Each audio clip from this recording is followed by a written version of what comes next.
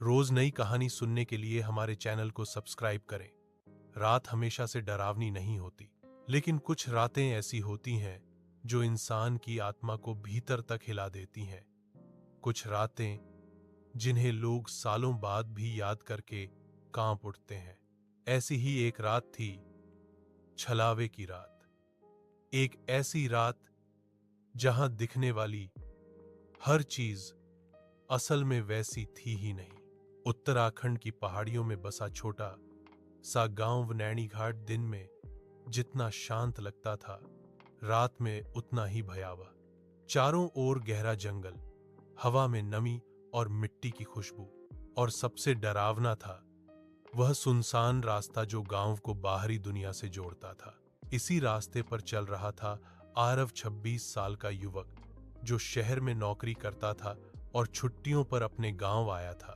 उसकी बस रास्ते में खराब हो गई थी, इसीलिए उसे 7 किलोमीटर पैदल चलना पड़ रहा था। रात तेजी से गहराती जा रही थी। आरव ने रुककर आसमान की ओर देखा। कितनी जल्दी अंधेरा छा गया। उम्मीद है जल्दी पहुंच जाऊं। उसने गहरी सांस ली और आगे बढ़ गया। करीब आधा किलोमीटर चलने के बाद उसे लगा जैसे कोई उसके पीछे चल रहा हो। कदमों की धीमी धीमी आहट, टप टप टप। आरव तुरंत मुड़ा, पर पीछे सिर्फ घना अंधेरा। न कोई इंसान, न कोई जानवर, लेकिन आहट साफ थी, मानो कोई उसके कदमों की नकल कर रहा हो। बिल्कुल उसी गति से उसने तेज चलना शुरू किया। आहट तेज हुई, वह दौड़ा। आहट दौड़ी, आरव के दिल की धड़कन बढ़ गई। ये जंगल में कौन हो सकता है? हिम्मत जुटाकर वह फिर मुड़ा, फिर भी कुछ नहीं। पर इस बार हवा में हल्की सी फुसफुसाहट गूंजी। रुक क्यों गया? आरव का खून जम गया। करीब 1 किलोमीटर आगे जाकर रास्ता 2 हिस्सों में बांटता था। दाहिनी ओर वही रास्ता था जो गांव तक जाता था, लेकिन उस मोड़ पर एक औरत खड़ी थी। सफेद साड़ी, ढीले बिखरे बाल, चेहरा झुका हुआ, इसीलिए पहचान नहीं आ रही थी। आरव रुक गया। उस औरत की उपस्थिति एकदम अस्वाभाविक थी, जैसे वह अचानक कहीं से प्रकट हुई हो। आरव ने हिम्मत करके पूछा, आप यहां इस समय? औरत ने धीरे धीरे सिर उठाया, लेकिन उसका चेहरा धुंध में छिपा रहा। उसने बस हाथ उठाकर दाएं रास्ते की ओर इशारा किया और बोली, उधर मत जाना। आरव चौंक गया। क्यों? औरत ने कोई जवाब नहीं दिया, बस दोबारा बोली, उधर छलावे हैं। आरव का शरीर ठंडा पड़ गया। छलावा, यह शब्द उसने बचपन में बुजुर्गों से सुना था। आरव ने कांपते हुए पूछा, तो फिर मुझे कहां जाना चाहिए? औरत ने सीधा उसके पीछे की ओर इशारा किया, जहां कोई रास्ता था ही नहीं, बस घना जंगल। आरव उलझ गया। पीछे तो, लेकिन इससे पहले कि वह बोल पाता, वह औरत गायब हो गई, जैसे वहां कभी थी ही नहीं। आरव अब बहुत डर चुका था। उसने सोचा कि शायद वह थकान में भ्रम देख रहा है। वह दाएं वाले रास्ते पर ही चल पड़ा, वही गांव की ओर जाता था। लेकिन आधा किलोमीटर जाते ही उसे अजीब सा महसूस हुआ। रास्ते के दोनों तरफ खड़े पेड़, उन्हें वह पहचानता था। बचपन से यह रास्ता वह सैकड़ों बार चल चुका था, लेकिन कुछ गड़बड़ थी। आज पेड़ों की हालत अलग लग रही थी। उनकी जड़ें मानो सड़क पर फैल आई हों। शाखाओं की आकृति भी किसी जानवर जैसी लग रही थी, और सबसे अजीब, उनकी दिशा हर कुछ कदमों के बाद बदल रही थी, जैसे पेड़ उसे देख रहे हों और उसके साथ साथ मुड़ रहे हों। जब उसने ध्यान से देखा तो उसे एक पेड़ के तने पर बड़े बड़े नाखून के निशान दिखे, मानो किसी ने गुस्से में खरोंचा हो। आरव की सांसें अटक गईं। रास्ता और सुनसान होता जा रहा था। अचानक दूर से रोने की आवाज आई, एक बच्ची की। मम्मी, मम्मी, कोई है? आवाज बहुत दर्द भरी थी, जैसे कोई खो गया हो। आरव का दिल पसीज गया। वह आवाज की दिशा में बढ़ा, अंधेरे में एक छोटी सी बच्ची बैठी रो रही थी। क्या हुआ? तुम यहां कैसे? आरव ने झुककर पूछा। बच्ची ने धीरे से सिर उठाया और जैसे ही उसने आरव का चेहरा देखा, उसकी सुबकने की आवाज बंद हो गई। अच्छा हुआ आप आ गए, वह धीमे से बोली। तुम्हारे माता पिता कहाँ हैं? बच्ची मुस्कुराई, ऐसी मुस्कान जिसमें कोई मासूमियत नहीं थी, बल्कि एक ठंडा खालीपन। वह बोली, मुझे मेरे पापा ने भेजा है आपको लेने। आरव का दिल धड़कना भूल गया। मुझे लेने? कौन पापा? बच्ची खड़ी हुई। अचानक उसकी आवाज बदल गई, एकदम भारी, गहरी और किसी आदमी जैसी, जो पिछली बार भी तुझे लेने आया था। और तभी उस बच्ची की ऊंचाई बढ़ने लगी, चेहरा लंबा होने लगा, बाल जमीन तक पहुंच गए और आंखें बिल्कुल सफेद। आरव चीखा और पीछे हट गया। जिस बच्ची को उसने देखा था, वह अब बच्ची नहीं थी, वह एक छलावा था। छलावा गले से खरखराती हुई आवाज में बोला, कहां भागेगा? पूरा जंगल मेरा है। आरव पीछे मुड़ा और दौड़ पड़ा। पीछे से उस आकृति की चीख, आरव रुको, तुम्हें कुछ दिखाना है। आरव और तेज दौड़ा। जब लगभग गिरने ही वाला था, तभी दूर उसे मुड़ते रास्ते के पास एक लालटेन की रोशनी दिखाई दी। कोई आदमी खड़ा था। उसकी मोटी दाढ़ी और पहाड़ी टोपी देखकर लगा शायद कोई स्थानीय चरवाहा होगा। आरव ने पुकारा, बचाइए, कोई पीछा कर रहा है। लेकिन जैसे ही वह उस आदमी तक पहुंचा, लालटेन की रोशनी उसके चेहरे पर पड़ी और आरव वहीं रुक गया। वह आदमी बिल्कुल उसी की तरह दिख रहा था। वही चेहरा, वही आंखें, वही कपड़े, जैसे आईना सामने खड़ा हो। आरव की आवाज गले में अटक गई। तुम कौन? वह आदमी मुस्कुराया और उसकी आवाज बिल्कुल आरव की आवाज थी। मैं तू ही हूं, असल वाला। आरव कांप गया। छलावा? वह आदमी हंसा। नहीं, छलावा तो तू है, मैं असली हूं, तू नकली। और तभी वह आदमी अचानक आरव पर झपटा। आरव किसी तरह बचकर दाएं तरफ भागा। अचानक रास्ता खुला और वह एक सूखे कुएं के पास पहुंच गया। कुएं के चारों ओर टूटी पड़ी ईंटें, घास और एक पुरानी रस्सी। पीछे छलावे की आवाज गड़गड़ाहट जैसी गूंज रही थी। भाग ले जितना भाग सकता है, आखिर में आना तो मेरे पास ही है। आरव ने घबराकर चारों ओर देखा। कोई रास्ता साफ नहीं दिख रहा था। उसी समय उसे कुएं के भीतर से एक आवाज सुनाई दी, आरव, नीचे मत देखना। आरव चौंका। कुएं में झांक कर देखा एक और चेहरा, लेकिन इस बार वह चेहरा मर चुका लग रहा था। फीका, नीला और सूजी हुई आंखें। वह चेहरा बोला, ऊपर खड़ा जो है वह तू नहीं, वह तुझे मार देगा। आरव पीछे हट गया। मैं किसकी बात मानूं? कौन सच्चा? कुएं वाली आकृति बोली, भाग यहां से। पहले मोड़ पर बाएं मत जाना, नहीं तो हमेशा के लिए यहीं अटक जाएगा।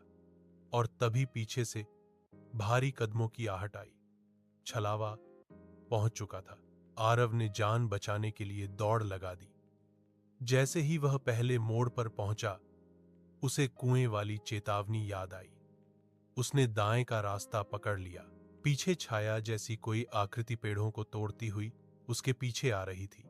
कुछ मिनटों बाद उसे आगे एक पुराना लकड़ी का पुल दिखाई दिया, जो एक सूखी खाई पर बना था। पुल देखकर उसके मन में उम्मीद जगी। लेकिन जैसे ही वह पुल पर कदम रखने वाला था, एक बूढ़ा आदमी अचानक प्रकट हुआ। उसने हाथ उठाकर रोका। रुक जा बेटा, पुल मत पार करना। आरव चौंक गया। क्यों? बूढ़े ने कांपती आवाज में कहा, पुल के उस पार छलावों का बसेरा है। जो भी गया लौटा नहीं। आरव का दिमाग सुन्न हो गया। लेकिन रास्ता तो यहीं से जाता है। बूढ़ा आदमी करीब आया। उसके चेहरे पर गहरी झुर्रियां थीं, मानो वह सदियों से जिंदा हो। वह धीरे से बोला, गांव जाने का असली रास्ता कभी था ही नहीं। छलावों ने उसे सालों पहले निगल लिया है। आरव ने डरते हुए पूछा, तो मैं कहां जाऊं? बूढ़ा फुसफुसाया, वापस, जहां से आया, नहीं तो अगला शिकार तू होगा। इतना कहकर वह आदमी धीरे धीरे हवा में धुंधली आकृति बनकर गायब हो गया। आरव ठिठक गया। अब वह 3 चीजों से डर रहा था, पीछे आते छलावे से, पुल के उस पार छिपी शक्तियों से, और इस बूढ़े आदमी से जो इंसान नहीं था। आरव पीछे मुड़ा। वहां कोई नहीं था। वह लगभग राहत की सांस लेने ही वाला था कि अचानक एक ठंडी भारी हवा का झोंका उसके पीछे से गुजरा, इतना ठंडा कि उसकी रीढ़ जम गई। अंधेरा उसके बिल्कुल पास से गुजरकर आगे की ओर गया, जैसे कोई अदृश्य चीज उसे छूकर निकल गई हो।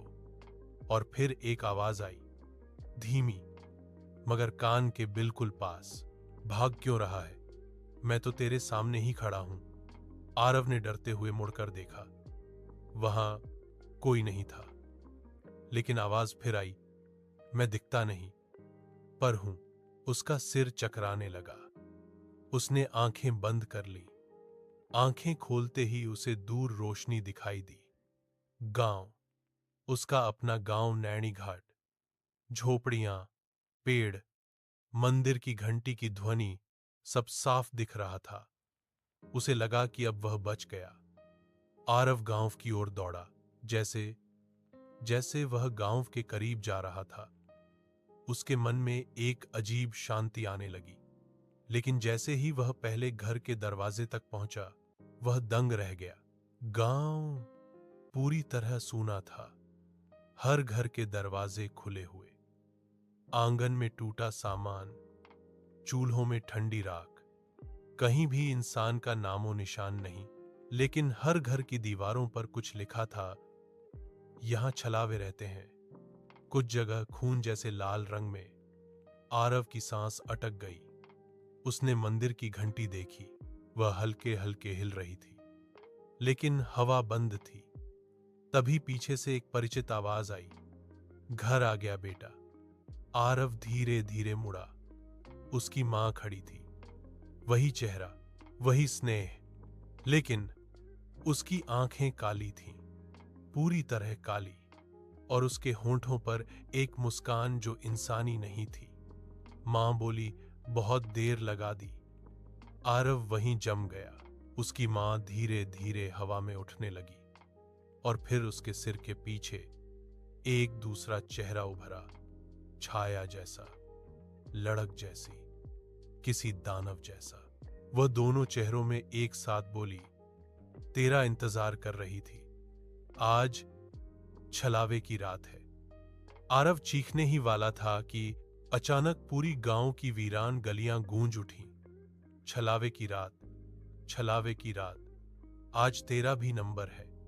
और उसी क्षण पूरे गांव की परछाइयां जमीन से उठने लगी। आरव चारों ओर से घिर चुका था। सैकड़ों चेहरे, कुछ बूढ़े, कुछ जवान, कुछ बच्चे, सबके चेहरों पर एक ही भाव, भूख। आरव हिल भी नहीं पाया था। उसकी मां, या यूं कहें छलावा, उसे घूरते हुए बोली, तू बच नहीं सकता, इस रात से कोई नहीं बचता। आरव कांपते हुए बोला, तुम मेरी मां नहीं हो, तुम कौन हो? मां का चेहरा हवा की तरह हिलने लगा, और सेकंड भर में वह भयानक आकृति बन गई। अचानक मंदिर की घंटी जोर जोर से बजने लगी, टन टन टन। सारी परछाइयां रुक गईं। वे पीछे हटने लगीं, मानो किसी अदृश्य शक्ति से डरती हों। आरव ने देखा, मंदिर के सामने एक 70-75 साल का साधु खड़ा था। वह चिल्लाया, भाग यहां से आरव, छलावे तुझे मार देंगे। आरव ने दहशत में पूछा, ये लोग कौन हैं? ये गांव को क्या हुआ? साधु ने भारी आवाज में कहा, 20 साल पहले इस गांव में एक बच्ची मारी गई थी। उसकी आत्मा ने पूरे गांव को छलावे में बदल दिया। जो भी यहां आता है, उसे वे अपना रूप दिखाकर फौंसा लेते हैं। आरव हिल गया। तो मेरी मां? साधु धीरे से बोला, पहाड़ों की उस रात, तूने अपनी मां को खो दिया था बेटे। आरव की आंखें भर आईं। साधु ने आरव की कलाई पर पवित्र राख लगाई। ये राख तुझे कुछ समय तक बचाएगी। मैं मंत्र पढ़ूंगा, तू भागकर जंगल के बाहर पहुंच जा। इतना कहते ही साधु ने मंत्र शुरू किया। मंत्र की पहली ही ध्वनि से छलावे पागलों की तरह चिल्लाने लगे। वे धुएं की तरह उठकर साधु पर टूट पड़े। साधु ने आवाज लगाई, भाग बेटा। आरव रोते हुए दौड़ पड़ा। पीछे साधु की दर्दनाक चीखें गूंजी। उसकी अंतिम चीख ने आरव के पैरों की रफ्तार और बढ़ा दी। आरव पगडंडी पर भाग रहा था। पेड़ उसके सामने झुककर रास्ता रोक रहे थे। कहीं से बच्चे की रोने की आवाज, कहीं से औरत की हंसी, कहीं से आदमी की गुर्राहट। हर आवाज उसे भ्रमित करने की कोशिश कर रही थी। अचानक एक आकृति उसका रास्ता रोककर खड़ी हो गई। वह वही बच्ची थी जिससे आरव रास्ते में मिला था, पर अब उसकी आंखें खून टपका रही थीं।